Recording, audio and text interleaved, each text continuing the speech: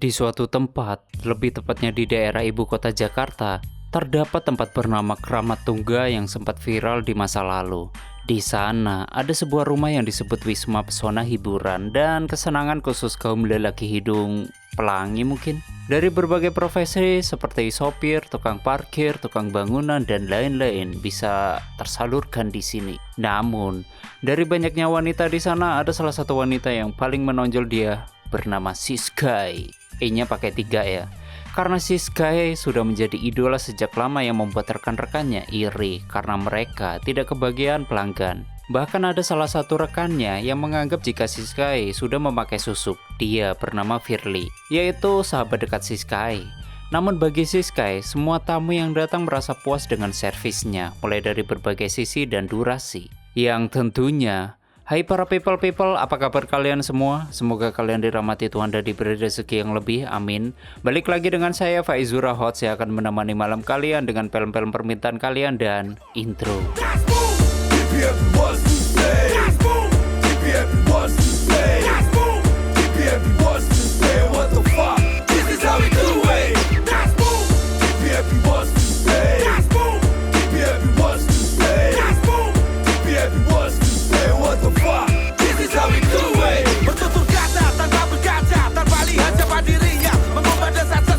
Selamat datang di channel Zura 14 dan selamat menonton.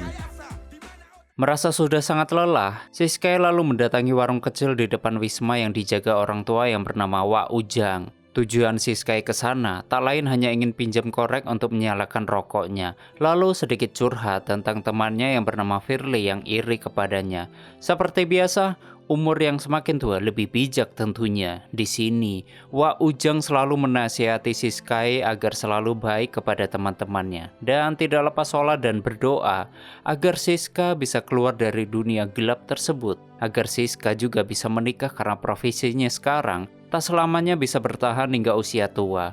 Sedangkan Siskay yang lama ingin bisa lepas dari profesinya sekarang, dia merasa mendapat wajangan setiap dekat dengan Wak Ujang. As-salatu khairum minan naum. Ketika waktu salat subuh tiba, Siskay selalu berdoa dengan sungguh-sungguh agar Allah bisa memberikan jalan keluar baginya, meski sahabatnya Firly selalu menghina Siskay yang dianggap sudah penuh dosa sekalipun. Tak lama kemudian terdengar ramai yang ternyata Firly ditagih hutang oleh debt collector yang lama. Di sini Firly tak mampu membayar hutangnya sebesar 1 juta. Meski ingin mengganti sebagian hutangnya dengan servis, namun tetap debt collector tersebut menolak dengan keras. Hingga debt collector pergi setelah Firly menjanjikan waktu 2 minggu ke depan. Pokoknya gue mau tahu 1 minggu lu lunasin. Gitu aja ya. Nggak jadi disep nih bang? Enggak. Disep apa bang? Karena ada singa.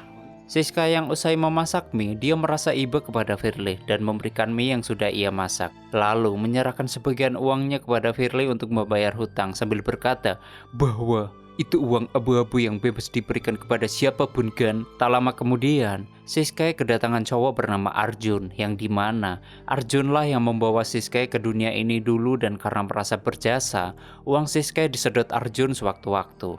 Tak cukup di situ, Siskay juga harus menservis Arjun kapanpun Arjun mau. Meski Siska merasa tersiksa akibat kelelahan, belum lagi Siska harus melayani banyaknya tamu setiap malam, dan jutaan rupiah biasa ia dapat dalam beberapa jam saja. Setelah capek seperti biasa, ia menemui Wak Ujang untuk sekedar curhat. Wak Ujang lalu bertanya, apakah Siska sudah sholat? Mendadak Siska berkata jika ia sudah tak percaya lagi pada Allah. Toh doanya tak pernah terkabul katanya. Lalu Wak Ujang melarang Siskay berkata demikian yang berarti melawan takdir Allah. Di sisi lain, para bidadari neraka di Wisma Pesona mulai resah karena mereka kekurangan pelanggan yang berdampak pada pendapatan mereka, sehingga mereka berencana untuk pasang susuk demi menyaingi Siskay. Di saat semua bidadari Luksunut melayani para tamu dari berbagai kalangan, di kamar lain nampak Siskay sedang tidur karena akhir-akhir ini dirinya sering tidak enak badan. Siskay menyangka pasti ia terlalu capek. Namun, mendadak Arjun datang dengan penuh hasrat. Ia meminta jatah lagi kepada Siskay. Namun di sini Siskay menolak karena ia sedang sakit. Akan tetapi, Arjun tetap memaksa minta. Meski Siskay menolak karena sudah mengambil air wudhu untuk sholat isya. Siska terpaksa menjatah Arjun dengan janji setelah ia sholat isya. Meski Arjun berkata jika sholat Siska tidak akan diterima Allah karena Siska wanita penzina. Siska lalu berkata, jika sholatnya diterima atau tidak, itu semua kehendak Allah, bukan urusanmu. Setelah sholat, dengan merasakan sakit, Siska menjatah Arjun. Setelah puas, Arjun lalu pulang meninggalkan Wisma Pesona dan ia bertemu dengan Wak Ujang di depan. Dengan nada bercanda, agar Arjun harus segera melakukan mandi junub, lalu beribadah agar tidak terlalu tenggelam dalam perzinahan. Namun di sini Arjun hanya menganggap bahwa perkataan Pak Ujang hanya angin lalu saja. Di sisi lain, karena sakit Siska tak kunjung sembuh, Firly membawanya ke rumah sakit dengan penuh cemas. Firly menunggu hasil pemeriksaan dokter dan tak lama kemudian, dokter datang membawa hasil pemeriksaan terhadap penyakit Siskai. Dan betapa terkejutnya Firly kalau dokter memberitahu jika Siskai saat ini menderita sakit sipilis akibat sering bergonta-ganti pasangan. Namun mesti tahu jika ia sakit, Siskai tetap ngotot ingin bekerja melayani para tamu. Di waktu yang sama datang dua pria yang akan memakai jasa PSK yang ada di Wisma Pesona. Namun ada pria yang bernama Ivan. Dia memilih menunggu temannya di luar, meski ia punya uang untuk menyewa satu tubuh bidadari saja. Di sini niat Ivan dari awal adalah mengantar temannya itu, sedangkan Pak Ujang yang melihat Ivan, ia yakin jika Ivan adalah pemuda baik dan bersih. Lalu Wak Ujang juga memberi nasihat jangan sesekali menggunakan jasa para bidadari neraka tersebut, kalau tidak ingin ketagihan ke depannya. Mendadak Siskai datang ke warung Wak Ujang lalu melihat Ivan yang sendirian. Di sini Siskai menawarkan diri agar Ivan bisa menggunakan jasanya. Namun, beberapa kali dipaksa, Ivan tetap menolak. Bahkan Siskai menawarkan diri dengan diskon 50%. Akan tetapi, Ivan tetap menolak dengan halus, apalagi waktu itu bulan puasa. Udahlah, lu sama gue aja sih. Gue kasih diskon deh. Maaf bang, gue beneran gak mau. Ivan ingin fokus berpuasa padahal masih malam sih. Mendadak Siskai berkata jika malam itu orderannya sepi, padahal ia butuh uang banyak untuk pengobatan ibunya di kampung. Ivan yang mendengar keluh kesah Siskai, Ivan pun meminta nomor HP Siskai sebelum mereka berpisah. Esok harinya saat Siskai masih tertidur, mendadak HP-nya berdering, yang dimana itu adalah telepon dari Ivan. Namun Siskai sempat tak mengenal suara panggilan tersebut karena ia tak menyimpan nomor Ivan.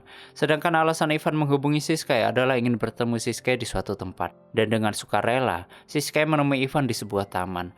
Di sini Siskai mengira jika Ivan mengundangnya karena Ivan ingin menggunakan jasanya. Namun betapa kagetnya Siskai kalau Ivan berkata jika ia ingin bertemu dengan dirinya, karena Ivan ingin membantu Siskai dalam pengobatan ibunya yang sakit. Dan setiap Siskai berbicara menyinggung hal-hal yang berbau layanan, Ivan lalu berkata ia sedang berpuasa. Tak lama kemudian, Ivan mengajak Siskai mencari makan untuk berbuka puasa. Sejak pertemuan Ivan dengan Siskai di taman, Ivan merasa semakin dekat dengan Siskai. Hingga ia hendak bertemu Siskai di kamarnya dan karena pintu kamar tidak dikunci, Ivan asal masuk ke dalam dan mendapati Siskai dalam kondisi sudah tidak sadarkan diri. Karena panik, Ivan lalu menggendong Siskai untuk dibawa ke rumah sakit. Sejak Siskai dirawat, dengan sabar dan ikhlas, Ivan menjaga Siskai sembari berdoa demi kesembuhannya. Entah apa alasan Ivan hingga ia rela merawat Siskai, yaitu wanita yang badannya sudah disentuh ratusan pria. Ya, namanya juga filmnya kayak Indosiar lagi. Mendadak Siskai pelan-pelan mulai membuka matanya. Di sini, Siskai kagum dengan Ivan yang bukan saudara atau pacar, namun Ivan dengan sukarela mau menjaganya, yang dimana saat teman-temannya sewisma tak ada yang peduli dengannya. Di sini Ivan tiba-tiba mengungkapkan perasaannya kepada Siskai yang membuat Siskai kaget. Dan yang membuat Siskai serasa disambar petir, Ivan tiba-tiba ingin menikahi Siskai dengan apa adanya. Namun Siskai menolak ajakan Ivan untuk menikah, mengingat profesinya selama ini. Siskai yakin jika kedua orang tua Ivan tidak akan bisa menerimanya. Namun, Ivan berkata jika ia tidak akan memberitahu masa lalu Siskai kepada siapapun, termasuk kepada kedua orang tuanya. Lalu Ivan menemui Firly. Ivan ingin tahu seluk-beluk Siskai termasuk berapa lama Siskai sudah bekerja sebagai penghibur. Firly berkata jika Siskai sudah sekitar 3 tahun bekerja bersamanya. Dan walau pekerjaan Siskai sebagai tunas susila, namun ia suka menolong dan rajin sholat demi bisa keluar dari pekerjaannya. Dan mungkin kedatangan Ivan adalah jawaban doa Siskai selama ini. Ivan berkata jika dia akan menikahi Siskai dan mengajaknya jadi wanita yang baik-baik. Hingga malamnya, mendadak Arjun menemui Siskai untuk meminta jatah lagi. Meski Arjun melihat jika Siskai sedang sakit dan dijaga Ivan, Arjun tak peduli kondisi Siskai meskipun menolak, karena Arjun mengancam akan membangunkan Ivan. Justru dengan terpaksa Siskai mengikuti perintah Arjun. Namun beruntungnya, itu semua hanya mimpi Siskai saja yang belum bisa melupakan bayang-bayang Arjun. Tak lama kemudian dokter datang membawa kabar gembira untuk kita semua. Yang dimana Siskai yang lama dirawat di rumah sakit kini dinyatakan sembuh dari penyakit sifilis yang Siskai derita. Beberapa abad kemudian Ivan menemui orang tua Siskai di kampung, yang dimana Ivan menyatakan keinginannya untuk menikahi Siskai, dan kedua orang tua Siskai menerima dengan harapan agar Ivan bisa menjaga Siskai. Namun ternyata Arjun datang lagi untuk menemui Siskai. Seperti biasa, Arjun meminta jatah meski Siskai berkata jika dirinya sudah punya pacar baru dan ia akan menikah dengan lelaki lain. Namun Arjun tetap tidak peduli, yang ternyata dari kejauhan Ivan melihat Siskai dan Arjun berduaan yang membuat Ivan cemburu. Namun Ivan tetap berjanji ke Siskai jika ia akan mengajak kedua orang tuanya menemui keluarga Siskai hingga waktunya tiba. Dan Siskai berhasil menikah dengan sangat sederhana yang dihadiri keluarga dua mempelai. Kini doa dan harapan Siskai terwujud. Siskai keluar dari pekerjaannya dan hidup baru sebagai istri solehah. Namun saat malam pertama, usai sholat isya, Ivan bukannya gituin Siskai sebagai istri yang sah. Namun Ivan justru memilih tidur di lantai, meski Siskai meminta agar Ivan seranjang dengannya. Sebelum berangkat kerja, Ivan juga menolak ketika Siskai hendak mencium tangan Ivan, yang membuat Siskai semakin bingung dengan sikap Ivan yang berubah begitu cepat. Hingga suatu malam Ivan tertidur lagi di sofa. Dengan kelembutan Siskai mendekati Ivan dan bertanya mengenai sikapnya yang aneh, Ivan lalu menjelaskan jika pernikahan itu hanya ada cinta keduanya. Ivan lalu menjelaskan jika pernikahan itu harus ada cinta keduanya, berbeda dengan masa lalu Siskai yang setiap melayani pria yang tanpa ada cinta dan hasrat jika sang tamu sudah terlayani. Tapi jam kontrak selesai maka tamu harus berhenti. Selain itu, Ivan sebelumnya sudah melihat saat Arjun menemui Siskai yang membuat Ivan sangat tidak suka. Ivan yakin jika Siskai belum bisa move on dari Arjun, dan hatinya belum terbuka sepenuhnya untuk Ivan sebagai suaminya yang sah. Akhirnya esok harinya Ivan menghubungi Arjun untuk bertemu di suatu tempat. Arjun agak ragu menemui Ivan yang awalnya mengira jika Ivan akan membuat sesuatu kepada Arjun yang sedari awal Arjun tahu siapa Ivan. Ternyata Ivan hanya ingin agar Arjun menjauhi Siskai dan menghilang dari kehidupan Siskai, karena kini Siskai sudah menjadi istri sah Ivan. Di sini Arjun kaget mendengarnya. Bagaimana mungkin pria sebaik Ivan mau menikahi wanita yang bekas banyak pria?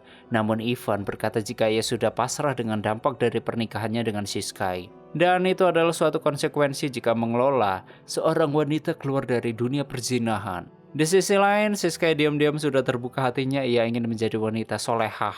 Lalu mengenakan jilbab sembari menunggu Ivan pulang kerja, dan begitu Ivan tiba di rumah, ia sangat kaget dengan penampilan Siskai yang sudah dibalut jilbab. Ini adalah tekad Siskai demi jadi istri yang baik dan solehah. Lalu mereka salat berjamaah yang membuat Siskai terharu. Beberapa bulan kemudian, Siskai sudah mengandung dan ia berharap keluarganya akan bahagia ke depannya, sembari menunggu si kecil lahir. Namun saat Ivan hendak bekerja,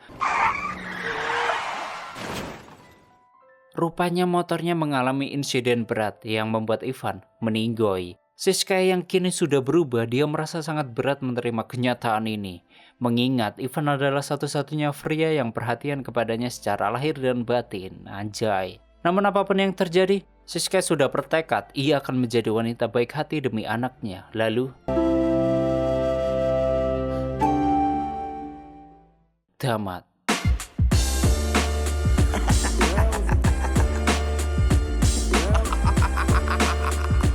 Oke, seperti itulah story filmnya. Bagaimana menurut kalian dengan film ini? Silahkan berdebat di komentar. Bagi kalian yang ingin filmnya di storyin, silahkan tulis di komentar.